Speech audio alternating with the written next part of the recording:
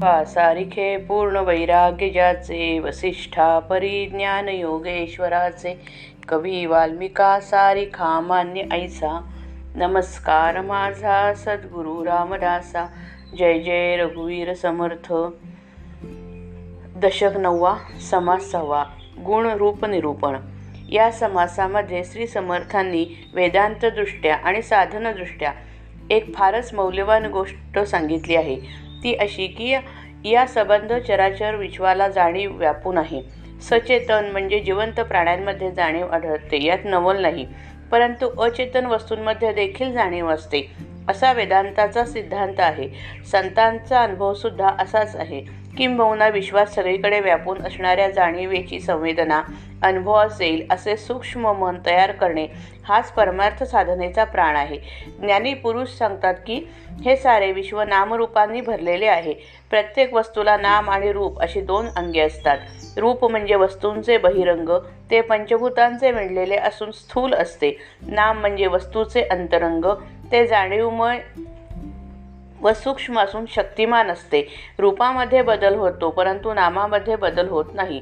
अचेतन वस्तूंमध्ये जाणीव सुप्त अवस्थेमध्ये असते. सचेतन वस्तूंमध्ये जाणीव जिवंतपणे अनुभवास येते. जाणीवेतून जिवंतपणा आणि जिवंतपणातून मन प्रगट होते. वस्तूला अथवा प्राण्याच्या शरीराला जाणीव व्यापून राहते. त्याचप्रमाणे संबंध दृश्य विश्वाला व्यापून राहणारी व धारण करणारी मोठी जाणीव आहे. हिला हिरण्यगर्भ किंवा ओंकार असे म्हणतात.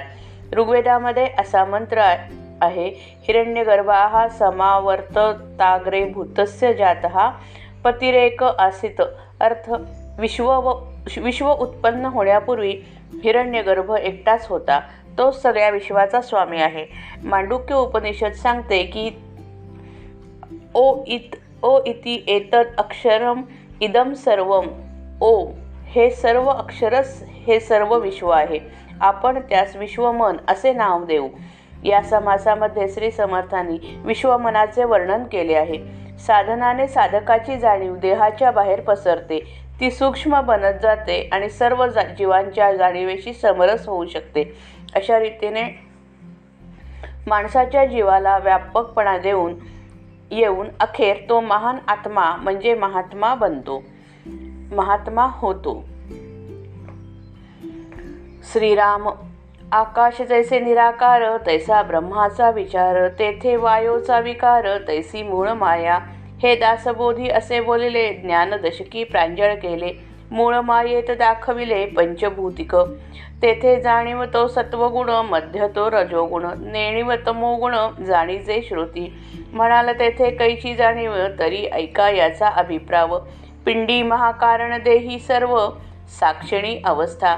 तैसे मूळ प्रकृती ब्रह्मांडीचे, देह महाकारण साचे. म्हणून तेथे जाणीवेचे अधिष्ठान आले. असो मूळ माये भितरी, गुप्त त्रिगुण वास करी. स्पष्ट होती संधी चतुरी, जाणावी गुणक्षोभिणी. जैसा तृणाचा पोटराकडा, ते पुढे उकलोन होय मोकळा. तैसी मूळ माया अवलीळा, गुणा प्रसवली. मूळ माया वायो स्वरूप, ऐक गुणक्षोभिणीचे रूप. गुणविकार होताची अल्प, गुणक्षोभिणे बोलिजे. पुढे जाणीव मध्यस्थ नेणीव, मिश्रित चालीला स्वभाव. तेथे मातृका सठाव, शब्द झाला. तो शब्द गुण आकाशीचा, ऐसा अभिप्राव येथीचा. शब्देची वेदशास्त्रांचा आकार झाला. पंचभूते त्रिगुणाकार, अवघा वायोचा विकार. जाणीव नेणीवेचा विचार, वायोच करिता. वायो नसता कैची जाणीव, जाणीव नसता कैसी नेणीव. जाणीव नेणीव वेसठाव, वायो गुणे. जेथे मुळीच नाही चरण, तेथे कैसे जाणीव लक्षण. म्हणून वायोचा गुण नेमस्त जाणावा. एकापासून एक झाले, हे एक उगेची दिसून आले. स्वरूप मुळीच भासले त्रिगुणभूतांचे. ऐसा हा मुळींचा कर्दमू, पुढे स्पष्टे तेचाच अनुक्रमू. सांगता एकापासून एक उगमू, हेही खरे. वायोचा कर्दम बोलिला, तयापासून अग्नी झाला. तोही पाहता देखिला कर्दमूची. अग्नीपासून झालेत आप, तेही कर्दम स्वरूप. आपापासून पृथ्वीचे रूप, तेही कर्दम रूपी. येथे आशंका उठली, भूतास जाणीव कोठे देखिली. तरी भूतात ही जाणीव ऐकली भूतात जाणीव ही ऐकली नाही वार्ता. जाणीव म्हणजे जाणते चळण तेची वायोचे लक्षण. वायो अंगी सकळ गुण मागा निरोपिले. सचेतनात जाणीव इंद्रिय गोचर होते, तर अचेतनात ती इंद्रियांना दिसत नाही. सचेतन प्राण्यांपैकी माणसामध्ये जाणीवेचे पुष्कळ निर्मळ स्वरूप नजरेस पडते. ब्रह्मस्वरूप आकाशासारखे आहे. आकाशास आकार नाही तसा ब्रह्मास पण आकार नाही. निराकार आणि निर्विकार आकाशामध्ये वायूची लहर येते. त्याचप्रमाणे निर्विकार परब्रह्मामध्ये मूळ माया उदय पावते. दासबोधामध्ये म्हणजे 7व्या दशकामध्ये हे प्रथम सांगितले. नंतर ज्ञानदशकात म्हणजे 8व्या दशकात ते अधिक स्पष्ट केले. मूळ माया आपल्या पोटात पंचमहाभूते घेऊन असते हेही तेथे दाखवले. मूळ मायेमध्येच त्रिगुण सुप्त असतात. तेथे जाणीव तो सत्वगुण होय. तो ज्ञानमय असतो. थोडी जाणीव व थोडी नेणीव असे मिश्रण ज्यात असते तो मधला रजोगुण होय. रजोगुणात ज्ञान व अज्ञानांचे मिश्रण असते आणि नेणीव तो तमोगुण होय. तमोगुण अज्ञानमय असतो. मूळ मायेमध्ये जाणीव कुठून आली असे जर विचाराल तर ते समजावून सांगतो. पिंडाचे 4 देह असतात. त्यापैकी महाकारण देह हा चौथा. सर्वसाक्षिणी तुर्यावस्था हे त्या देहाचे लक्षण होय. ब्रह्मांडाचे देखील 4 देह आहेत. त्यापैकी मूळ प्रकृती हा महाकारण देह आहे. तो ज्ञानमय असल्याने तेथे शुद्ध जाणीवेचे अधिष्ठान असते. ज्ञान होणे हा जाणीवेचा प्रधान धर्म आहे. जेथे जाणीव असते तेथे ज्ञान जन्मते. जेथे ज्ञान दिसते तेथे जाणीव राहते. जाणीवेला कॉन्शियसनेस म्हणतात. मूळ मायेच्या पोटात सत्व रज तम हे 3 गुण गुप्तपणे वास करतात. गुणमाया प्रगट झाली की या 3 गुणांची साम्यावस्था भंगते. मग ते व्यक्तदशेला येतात. म्हणून गुणक्षोभिणी त्रिगुणांना व्यक्तदशेला आणणारी संधी आहे असे शहाण्यांनी ओळखावे. धान्याचे कणीस प्रथम बंद असते. त्यामध्ये दाणे भरलेले असतात. कणीस पिकले की सगळे उकलते. त्यामधील दाणे मोकळे होतात. त्याचप्रमाणे मूळ माया आरंभी 3 गुणांना पोटात घेऊन असते. पुढे गुणमाया प्रगट होते. मग तिच्यामधून अगदी सहजपणे 3 गुण बाहेर पडतात. ते व्यक्तदशेला येतात. मूळ माया वायुस्वरूप म्हणजे शक्तिरूप असते. आता गुणक्षोभिणीचे रूप सांगतो. मूळ मायेमध्ये थोडासा गुणांचा विकार आढळला की तिला गुणक्षोभिणी म्हणतात. नंतर तिच्यामध्ये सत्व रज तम यांच्या मिश्रणाने विश्व निर्माण होण्याची क्रिया सहजपणे चालते. त्यामध्ये प्रथम 3.5 मंत्रांचा ओंकार प्रगट झाला. यासच हिरण्यगर्भ किंवा शब्द ब्रह्म किंवा लोगॉस म्हणतात. संतांचे नाम हेच होय. शब्द हा आकाशाचा गुण आहे असा यामध्ये गर्भितार्थ आहे. वेद आणि शास्त्रे शब्दांच्या द्वाराच साकार होतात.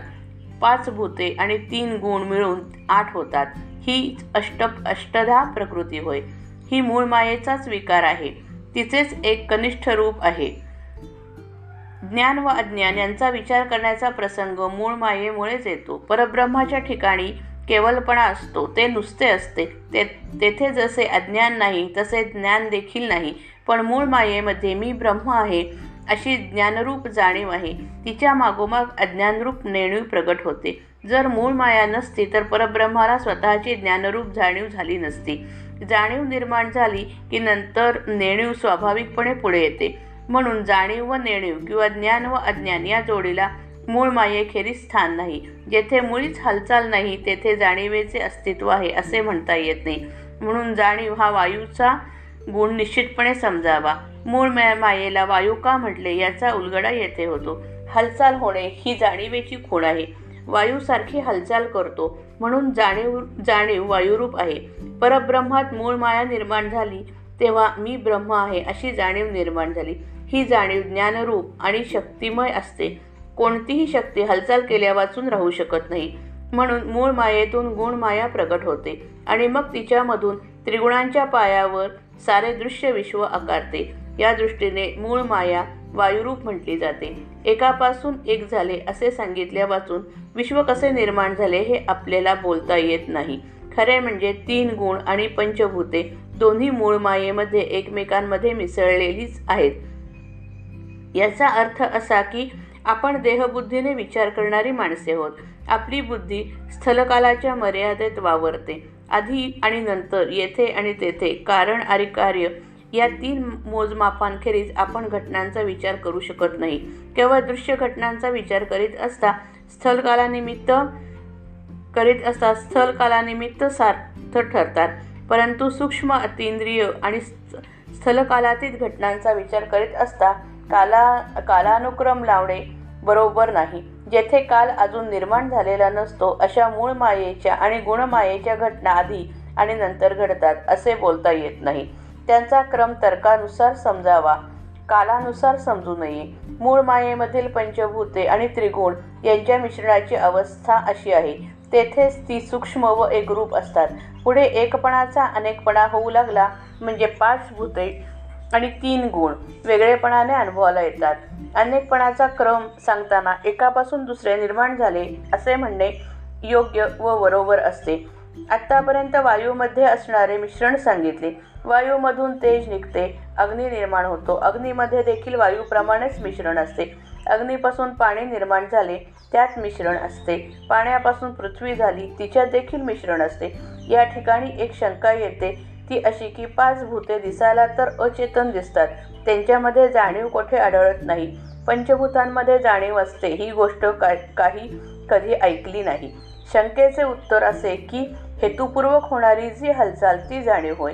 वायूचे लक्षण हेच आहे आणि वायूमध्ये सगळे गुण असतात हे नुकतेच सांगितले आहे. श्री समर्थांचे उत्तर उत्क्रांतीवाद्यांच्या उत्तराशी तंतोतंत जुळते. ते सांगतात की जाणीव, कॉन्शियसनेस जिवंतपणाचे लक्षण आहे आणि हेतुपूर्वक हालचाल, पर्पजफुल मुवमेंट जाणीवेचे लक्षण आहे. श्रीराम, जय राम, जय जय राम.